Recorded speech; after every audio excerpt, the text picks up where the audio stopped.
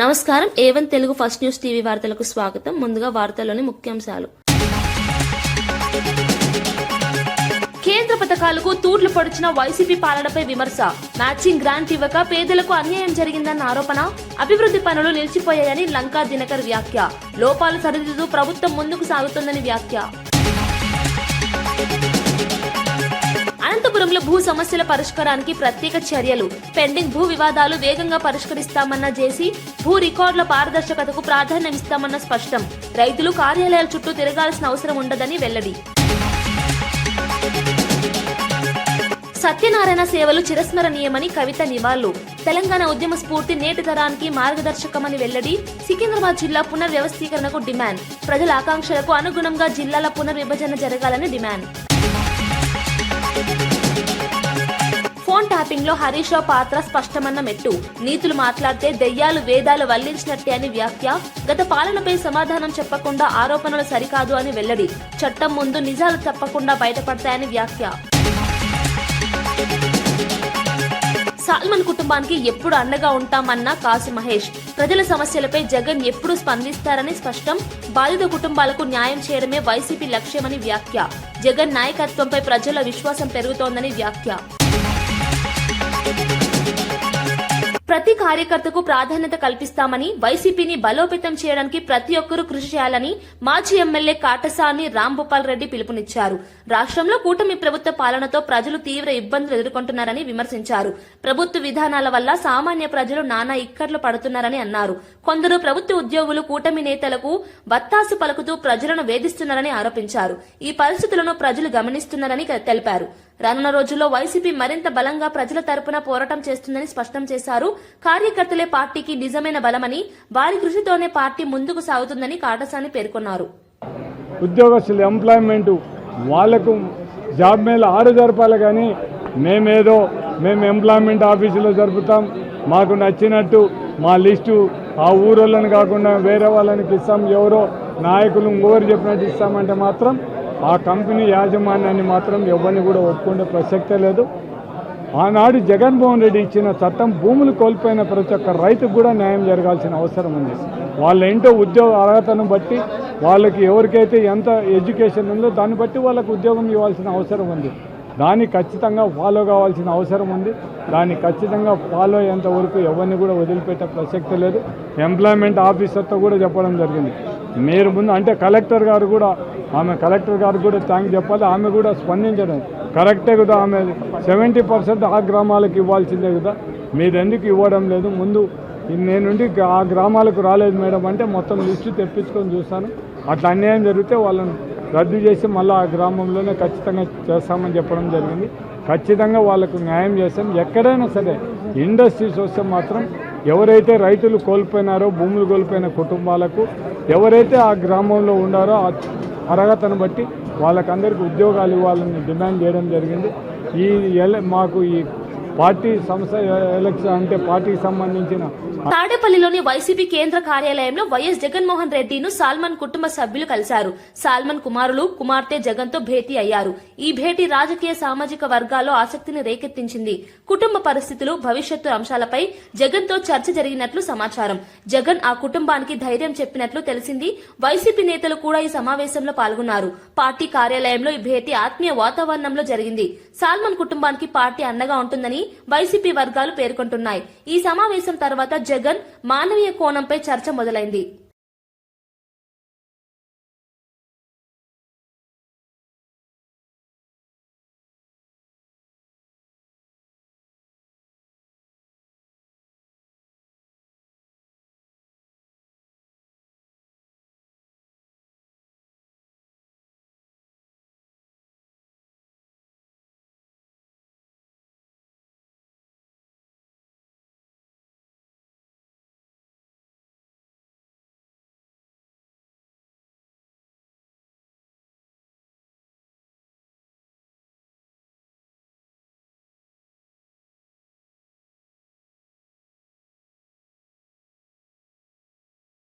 జగనన్న చెప్పిన మాటను గుర్తు చేస్తూ సాల్మన్ కుటుంబానికి భవిష్యత్తులో కూడా అండగా ఉండాలని కోరినట్లు వైసీపీ నేత కాసు మహేష్ రెడ్డి తెలిపారు.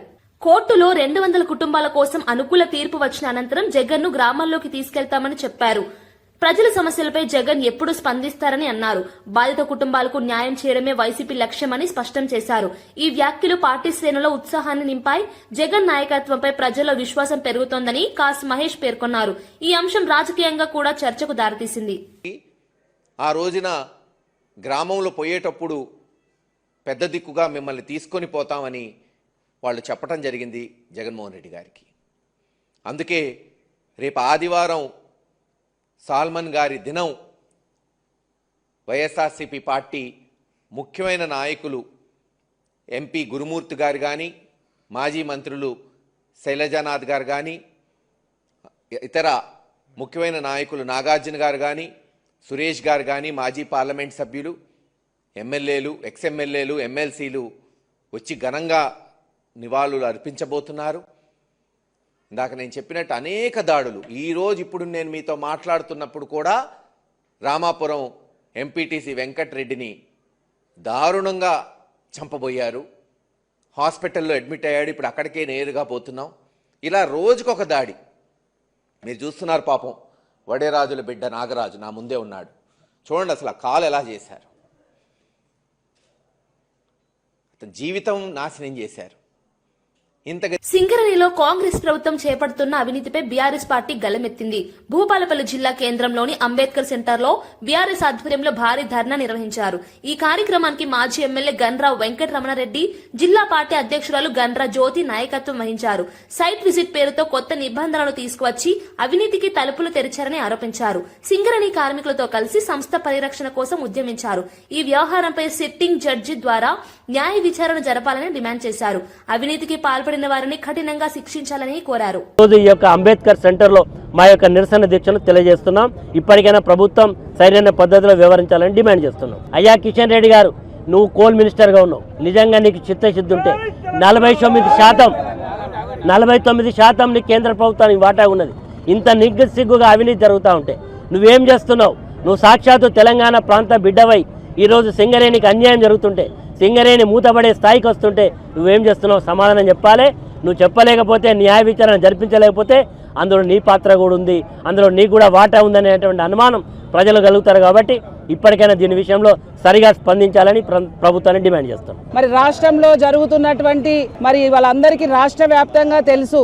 ఒరిస్సాలో నైని గనులు సింగరేణికి కేటాయించినటువంటి వాటిని మరి గతంలో అక్కడ చూసొచ్చినటువంటి అనుభవం ఉన్నటువంటి వాళ్ళు వేసినటువంటి టెండర్ని క్యాన్సిల్ చేస్తూ మరి ప్రత్యక్షంగా ముఖ్యమంత్రి గారి బామ్మర్దికి మరి దాన్ని ఆ టెండర్ని కేటాయించాలనే దురుద్దేశంతో ఇవాళ దాన్ని మరి పేపర్లో వచ్చినటువంటి సంఘటన అందరికీ తెలుసు.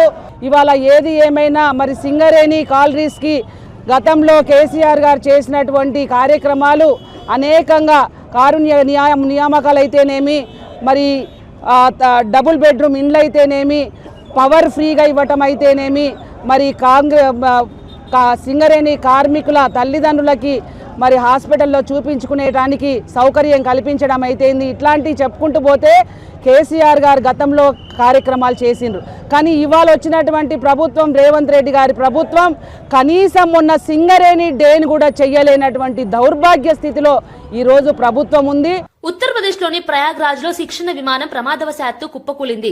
నగర శివారులో ఉన్న ఓ చెరువులో ఈ విమానం పడిపోయినట్లు అధికారులు తెలిపారు. సమాచారం అందుకున్న వెంటనే సహాయక బృందాలు ఘటనా స్థలానికి చేరుకుని రక్షణ చర్యలు చేపట్టాయి. శిక్షణలో భాగంగా ఈ విమానం ప్రయాణిస్తోందని ప్రాథమికంగా వెల్లడించారు. విమానంలో ఉన్న సిబ్బంది పరిస్థితిపై అధికారులు పూర్తి వివరాలు వెల్లడించలేదు.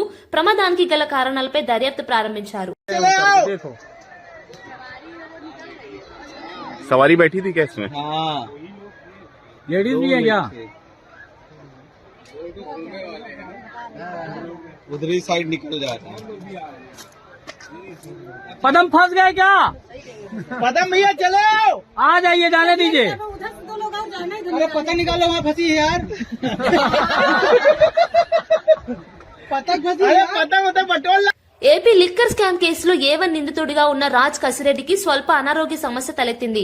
దీంతో పోలీసులు ఆయనను విజయవాడ ప్రభుత్వ జనరల్ హాస్పిటల్ కు తరలించారు. ప్రస్తుతం వైద్యులు అవసరమైన పరీక్షలు నిర్వహిస్తున్నట్లు అధికారులు తెలిపారు. చికిత్స పూర్తయిన అనంతరం తిరిగి జిల్లా జైలుకు తరలించనున్నట్లు స్పష్టం చేశారు. రాజ్ కసిరెడ్డి ఆరోగ్య పరిస్థితి నిలకడగానే ఉందని సమాచారం. లిక్కర్ స్కామ్ కేసు దర్యాప్తు కీలక దశలో ఉన్న సమయంలో ఈ పరిణామం చోటు చేసుకుంది. న్యాయ ప్రక్రియలో భాగంగానే వైద్య సహాయం అందిస్తున్నామని పోలీసులు వెల్లడించారు. ఈ కేసు ఇప్పటికే రాష్ట్ర రాజకీయాల్లో పెద్ద చర్చకు దారితీసిన విషయం తెలిసిందే.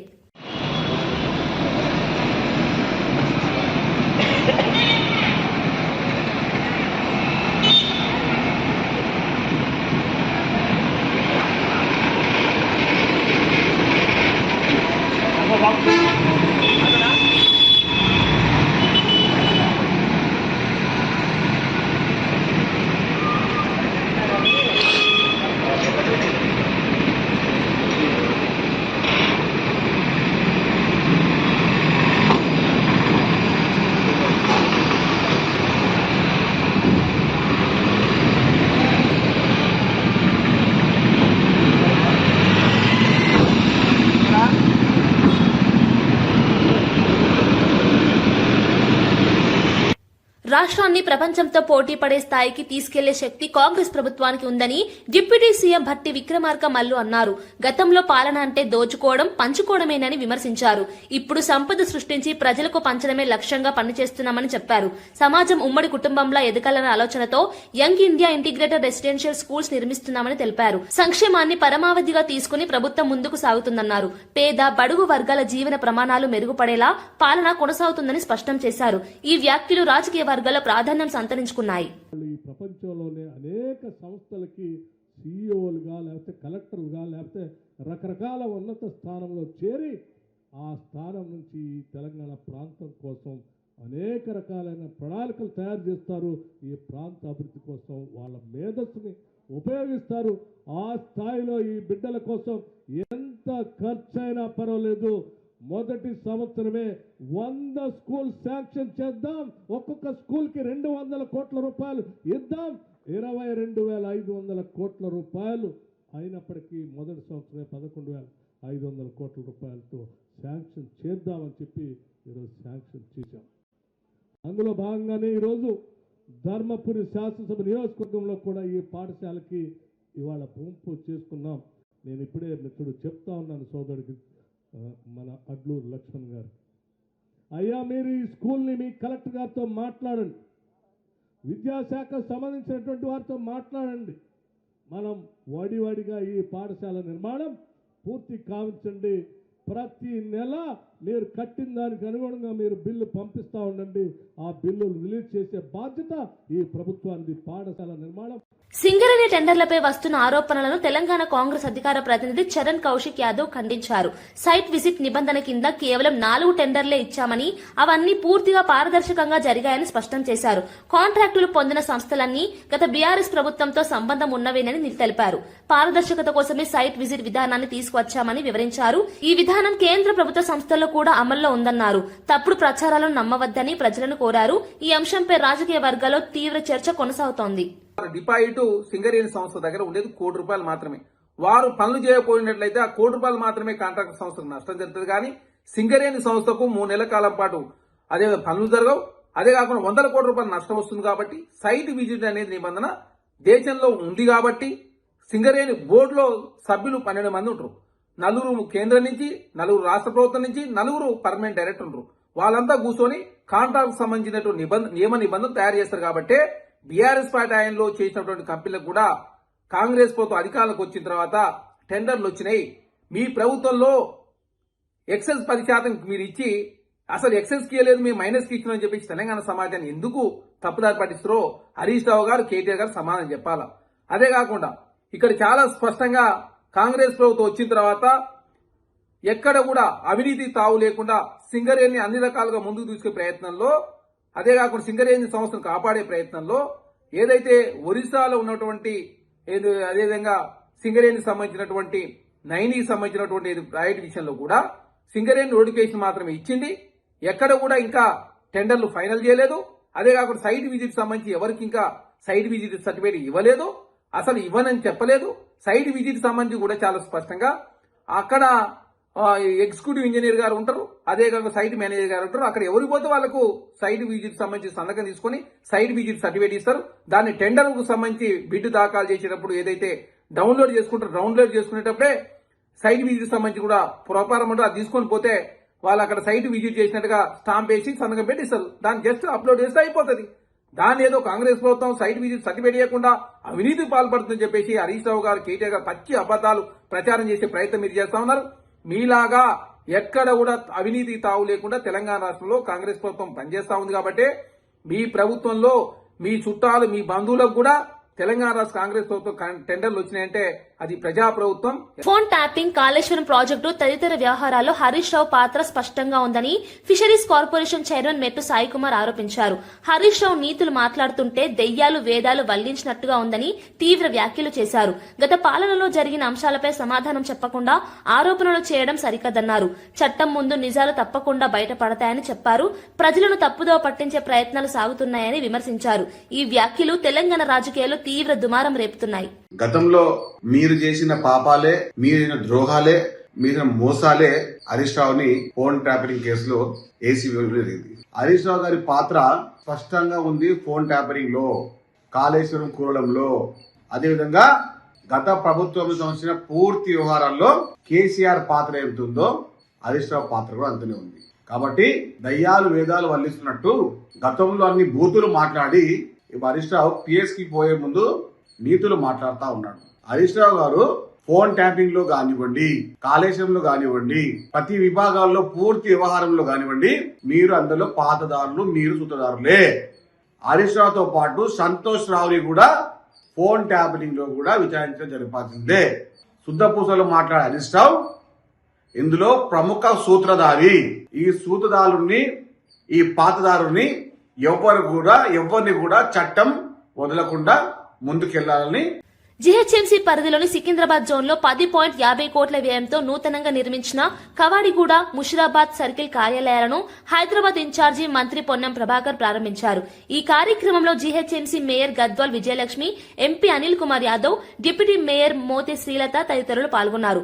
పరిపాలన వికేంద్రీకరణలో భాగంగా ప్రజలకు సులభంగా సేవలు అందించడమే లక్ష్యమని మంత్రి తెలిపారు. ఒకే విధమైన పరిపాలనా వ్యవస్థ కింద స్థానిక సంస్థలను తీసుకొచ్చామని చెప్పారు. ప్రజలకు వేగవంతమైన సేవలు అందుతాయి అని అధికారులు తెలిపారు. క్యూర్ రింగ్ రోడ్డు లోపల ఉన్నటువంటి 4 రకాల వ్యవస్థ, గ్రామ పంచాయతీ, మున్సిపాలిటీ, కార్పొరేషన్లు, అదేవిధంగా గ్రేటర్ కార్పొరేషన్, 4 రకాల వ్యవస్థలను తీసి ఒకటే రకమైన వ్యవస్థ ద్వారా పరిపాలనా సౌలభ్యము, ప్రజలకు సౌకర్యాలు అంతా కూడా ఒక ప్రణాళికాబద్ధంగా అభివృద్ధి జరగాలని తెలంగాణ ప్రజాపాలన ప్రభుత్వం రింగ్ రోడ్డు లోపల ఉన్నటువంటి అంతా కూడా ఒక గొడుగు కిందకి తీసుకొచ్చి 12 జోనల్ కమిషనర్లను, అదేవిధంగా 60 టీసీలను నియమించుకొని మరి పరిపాలన కొనసాగించే విధంగా చర్యలు తీసుకున్నది. దాంతో పాటుగా అనుసంధానంగా పోలీస్ జోనల్ కమిషనర్లు కూడా ఏర్పాటు చేసుకొని ప్రజలకు ఎక్కడ ఇబ్బంది ఉన్నాయనేటువంటి ఆలోచన చేస్తా ఉన్నది. ఈ విధంగా రాబోయే కాలంలో జిహెచ్ఎంసీ సర్వీసెస్ నూతనంగా కలిసిన ప్రాంతాలు కావచ్చు, ఇప్పుడున్నటువంటి ఎగ్జిస్టింగ్ ప్రాంతాలు కావచ్చు, ఒక ప్లాన్ ఆఫ్ యాక్షన్ తీసుకొని భవిష్యత్తు ప్రణాళిక చేసుకొని అభివృద్ధిని ఒక మార్గదర్శకత్వం చేసుకొని ముందుకు పోవాలనేటువంటి, ఎందుకంటే హైదరాబాద్ రాష్ట్ర రాజధాని, ఇక్కడ 2047 విజన్ తోటి ముందుకు పోయేటప్పుడు దానికి అనుగుణంగా అన్ని రకాల సౌకర్యాలు కలిగజేసేటువంటి బాధ్యత ప్రభుత్వం ఉంది. అది ఇండస్ట్రీ వారు వచ్చినా, ఐటీ రంగం వచ్చినా, టూరిజం రంగం వచ్చినా, మెడికల్ టూరిజం వచ్చినా, ఏ అంశం వచ్చినా రేపు ఇక్కడ. తెలంగాణ ఉద్యమకారుడు మాచర్ల సత్యనారాయణ జయంతి సందర్భంగా నిర్వహించిన కార్యక్రమంలో తెలంగాణ జాగృతి అధ్యక్షురాలు కల్వకుంట్ల కవిత పాల్గొని ఘన నివాళులు అర్పించారు. తెలంగాణ ఉద్యమంలో సత్యనారాయణ చేసిన సేవలు చిరస్మరణీయమని ఆమె పేర్కొన్నారు. ఆయన ఉద్యమ స్ఫూర్తి నేటి తరానికి మార్గదర్శకమని అన్నారు. ఈ సందర్భంగా తాజా రాజకీయ పరిణామాలపై కూడా కవిత స్పందించారు. సికింద్రాబాద్ జిల్లాను తిరిగి ఏర్పాటు చేయాలని డిమాండ్ చేస్తూ కేటీఆర్ ధర్నా చేపట్టిన విషయాన్ని ప్రస్తావించారు. ప్రజల ఆకాంక్షలకు అనుగుణంగా జిల్లాల పునర్వ్యవస్థీకరణ జరగాలని ఆమె అభిప్రాయపడ్డారు. ఈ వ్యాఖ్యలు రాజకీయంగా ప్రాధాన్యం సంతరించుకున్నాయి. వల్ల బీసీల సంఖ్య, కులాల సంఖ్య తగ్గేటటువంటి ఆస్కారం ఉంటుంది. కాబట్టి ఒక అధ్యయనం చేపడుతుంది తెలంగాణ జాగృతి. త్వరలోనే ఒక రౌండ్ టేబుల్ కాన్ఫరెన్స్ కూడా పెట్టి అందరినీ కూడా మేము పిలుస్తాం. ఒక సమగ్రమైనటువంటి నివేదిక తయారు చేసి కేంద్ర ప్రభుత్వానికి కూడా మేము ఇస్తాం. రేపు కేంద్ర ప్రభుత్వం మన రాష్ట్రానికి వచ్చి ఇంటింటికి తిరిగి కులగన్న చేసేటటువంటి సందర్భంలో బీసీల సంఖ్య సరిగ్గా రావాలన్నా, అగ్రవర్ణాల్లో ఉన్నటువంటి అనేక ఉపకులాల సంఖ్యలు సరిగ్గా రావాలన్నా, ఎస్సీలలో ఉన్నటువంటి అనేక ఉపకులాల సంఖ్య సరిగ్గా రావాలన్నా, ఎస్టీ ఆదివాసీ తెగలల్లో ముఖ్యంగా ఇప్పటికీ సర్టిఫికెట్ రానటువంటి ఎన్నో తెగలు ఉన్నాయి, వాళ్ళ సర్టిఫికెట్లు వాళ్ళ కులాల పేర్లు సరిగ్గా రావాలన్నా, బీసీలలో ఉండే సంచార జాతుల యొక్క కులాల సర్టిఫికెట్లు పేర్లు కరెక్ట్గా రావాలన్నా ఇప్పటి నుండే మనం అధ్యయనం చేయాలి. వాస్తవానికి ఈ పని రాష్ట్ర ప్రభుత్వం చేయాలి, కానీ నాకు గుంపు మేస్త్రి గారి మీద నమ్మకం లేదు. మొన్ననే బీసీలను మోసం చేసిండు, మొన్ననే మన సంఖ్య తక్కువ చేసి చూపించిండు, మొన్ననే మన సంఖ్య తగ్గించాలని చూసిండు. కాబట్టి ఈ అధ్యయనం ఒక బాధ్యతాయుతమైనటువంటి సంస్థగా జాగృతి చేపడుతున్నది. సమగ్రమైనటువంటి నివేదిక తయారు చేసి దేశ బలాబలాలను నిర్ధారించడంలో సైనిక శక్తి కీలక పాత్ర పోషిస్తుందని వాయుసేన అధిపతి అమర్ప్రీత్ సింగ్ స్పష్టం చేశారు. బలమైన సైన్యం లేకపోతే దేశ సార్వభౌమత్వానికి తీవ్ర ముప్పు ఏర్పడుతుందని హెచ్చరించారు. ఇందుకు ఉదాహరణగా వెనెజువెలా, ఇరాక్ దేశాల పరిస్థితులను ప్రస్తావించారు. జాతీయ భద్రత విషయంలో ఎలాంటి రాజీకి తావు లేదన్నారు. సైనిక రంగంలో ఆధునికీకరణ, సాంకేతికత, శిక్షణపై నిరంతరం పెట్టుబడులు పెట్టాల్సిన అవసరం ఉందని చెప్పారు. భవిష్యత్ సవాళ్లను ఎదుర్కొనేందుకు సైన్యం సిద్ధంగా ఉండాలని ఆయన సూచించారు. ఈ వ్యాఖ్యలు దేశవ్యాప్తంగా చర్చకు దారితీశాయి. Robust military, you can be subjugated by anybody. It is the will to use that military power which becomes even more important. Unless you have the military power, unless you have the will to use it, you can keep showing restraint, but that restraint will be seen as a weakness. It's only when you are strong enough and you show restraint that it is seen as capability. Whether it is getting people out of conflict zone, or whether it is giving a blow to the terrorist infrastructure and their perpetrators, or whether it is attacking multiple bases in Pakistan in a matter of few hours, it was air power which did the trick, and that has to be remembered. YCP పాలనలో matching grant విడుదల చేయకుండా కేంద్ర ప్రాయోజిత పథకాలకు తూట్లు పొడిచారని 20 సూత్రాల కార్యక్రమాల అమలు చైర్మన్ లంకా దినాకర్ తీవ్రంగా మండిపడ్డారు. కేంద్ర ప్రభుత్వ సహకారంతో అమలయ్యే పథకాలను అప్పటి ప్రభుత్వం నిర్లక్ష్యం చేసిందని ఆరోపించారు. మ్యాచింగ్ గ్రాంట్ ఇవ్వకపోవడం వల్ల పేదలకు చేరాల్సిన ప్రయోజనాలు నిలిచిపోయాయని అన్నారు. అభివృద్ది కార్యక్రమాల అడ్డంకులకు గురయ్యాయని విమర్శించారు. ప్రస్తుతం ప్రభుత్వం ఆ లోపాలను సరిదిద్దుతూ ముందుకు సాగుతోందన్నారు. ప్రజలకు వాస్తవాలు తెలుసుకోవాల్సిన అవసరం ఉందని పేర్కొన్నారు. ఈ వ్యాఖ్యలు ఏపీ రాజకీయాల్లో చర్చకు దారితీశాయి. నేడు రాష్ట్రంలోని డబుల్ ఇంజిన్ సర్కారు ఇప్పటికే కేటాయించినటువంటి ఈ 30 లక్షల ఇల్లు కాకుండా PMAY 2లో కూడా గృహాలని తీసుకొని ఇంకా ఎవరైతే లబ్ధిదారులు ఉన్నారో ఇవ్వవలసినటువంటి వారు గృహాలు లేనటువంటి వారికి అందించే విధంగా కార్యాచరణ తీసుకుని ముందుకు వెళ్ళడం జరుగుతుంది. 2019-24 మధ్య జగన్ గారి పాలనలో ఈ ప్రాజెక్టుని అసమగ్రంగా ప్రణాళికలు తయారు చేయటం, అంచనాలని తయారు చేయటం, అదేవిధంగా రాష్ట్ర ప్రభుత్వ వాటా నిధుల్ని సక్రమంగా విడుదల చేయకపోవటం, చేసిన పనులుగా చూపించిన అంశాల్లో కూడా అవినీతి విలయతాండవం చేయడం, నిధుల దోపిడీ జరగటం వలన ఏదైతే ఒక స్ఫూర్తితో ప్రధానమంత్రి నరేంద్ర మోడీ గారు గ్రామాల్లో ఉన్నటువంటి ప్రతి ఒక్క కుటుంబంలో ఉండేటువంటి ప్రతి వ్యక్తికి సురక్షిత తాగునీరు ఇవ్వాలనేటటువంటి ఆ యొక్క కార్యక్రమానికి తూట్లు పడినటువంటి పరిస్థితి. అనంతపురం జిల్లాలో భూ సమస్యల పరిష్కారానికి ప్రత్యేక చర్యలు తీసుకుంటామని జిల్లా జాయింట్ కలెక్టర్ విష్ణుచరణ్ తెలిపారు. భూ వివాదాల వల్ల ప్రజలు ఎదుర్కొంటున్న ఇబ్బందులను గుర్తించి వేగంగా పరిష్కారాలు అందిస్తామని చెప్పారు. రెవెన్యూ శాఖ సమన్వయంతో పెండింగ్ కేసులను త్వరితగతిన పరిష్కరించేందుకు చర్యలు చేపడుతున్నట్లు వివరించారు. భూ రికార్డుల పారదర్శకతకు ప్రాధాన్యమిస్తామని తెలిపారు. రైతులు, భూ యజమానులు కార్యాలయాల చుట్టూ తిరగకుండా సేవలు అందించడమే లక్ష్యమన్నారు. ప్రజలు సమస్యలతో నేరుగా అధికారులను సంప్రదించవచ్చని సూచించారు. ఈ ప్రకటనతో జిల్లా ప్రజల్లో ఆశలు పెరిగాయి. జీడీపీ పెంచడం అన్నది ప్రతి జిల్లాకి సీఎం గారు చాలా ప్రత్యేకంగా తీసుకున్న ఒక అంశం అది. సో ఏ విధంగా అయితే మన జిల్లాకి జీడీపీ పెంచగలమో దాని ప్రకారం అన్ని సెక్టర్స్లో కూడా, ప్రైమరీ కానీ, సెకండరీ కానీ, టెర్షరీ కానీ, అన్ని సెక్టర్స్లో కూడా ఏ విధంగా అయితే మనం పెంచగలమో అవన్నీ కూడా మనం ప్రయత్నిస్తామండి. ఈ రెవెన్యూ ఇష్యూస్ అన్నవి మనకి ఎప్పుడు వస్తూనే ఉంటాయి, అది నెవర్ ఎండింగ్. బట్ ఏదైతే ప్రజలు ఇబ్బందులు పడుతున్నారో అవన్నింటిని కూడా త్వరితగతిన పీజీఆర్ఎస్ వచ్చిన గ్రీవెన్సెస్ కానీ, రెగ్యులర్గా వస్తున్న గ్రీవెన్సెస్ కానీ, ఏవైనా సరే రూల్స్ ప్రకారం అన్ని కూడా రిజాల్వ్ చేస్తామండి. వార్తలు ముగించే ముందు ముఖ్యాంశాలు మరోసారి. కేంద్ర పథకాలకు తూర్లు పొడిచిన వైసీపీ పాలనపై విమర్శ. మ్యాచింగ్ గ్రాంట్ ఇవ్వక పేదలకు అన్యాయం జరిగిందన్న ఆరోపణ. అభివృద్ది పనులు నిలిచిపోయాయని లంకా దినకర్ వ్యాఖ్య. లోపాలు సరిదిద్దుతూ ప్రభుత్వం ముందుకు సాగుతోందని వ్యాఖ్య. అనంతపురంలో భూ సమస్యల పరిష్కారానికి ప్రత్యేక చర్యలు. పెండింగ్ భూ వివాదాలు వేగంగా పరిష్కరిస్తామన్న జేసీ. భూ రికార్డుల పారదర్శకతకు ప్రాధాన్యమిస్తామన్న స్పష్టం. రైతులు కార్యాలయాల చుట్టూ తిరగాల్సిన అవసరం ఉండదని వెల్లడి. సత్యనారాయణ సేవలు చిరస్మరణీయమని కవిత నివాళులు. తెలంగాణ ఉద్యమ స్ఫూర్తి నేటి తరానికి మార్గదర్శకమని వెల్లడి. సికింద్రాబాద్ జిల్లా పునర్వ్యవస్థీకరణకు డిమాండ్. ప్రజల ఆకాంక్షలకు అనుగుణంగా జిల్లాల పునర్విభజన జరగాలని డిమాండ్. ఫోన్ ట్యాపింగ్ లో హరీష్ రావు పాత్ర స్పష్టమన్న మెట్టు. నీతులు మాట్లాడితే దెయ్యాలు వేదాలు వల్లించినట్టే అని వ్యాఖ్య. గత పాలనపై సమాధానం చెప్పకుండా ఆరోపణలు సరికాదు అని వెల్లడి. చట్టం ముందు నిజాలు తప్పకుండా బయటపడతాయని వ్యాఖ్య. సాల్మన్ కుటుంబానికి ఎప్పుడు అండగా ఉంటామన్న కాసు మహేష్. ప్రజల సమస్యలపై జగన్ ఎప్పుడు స్పందిస్తారని స్పష్టం. బాధిత కుటుంబాలకు న్యాయం చేయడమే వైసీపీ లక్ష్యమని వ్యాఖ్య. జగన్ నాయకత్వంపై ప్రజల విశ్వాసం పెరుగుతోందని వ్యాఖ్య.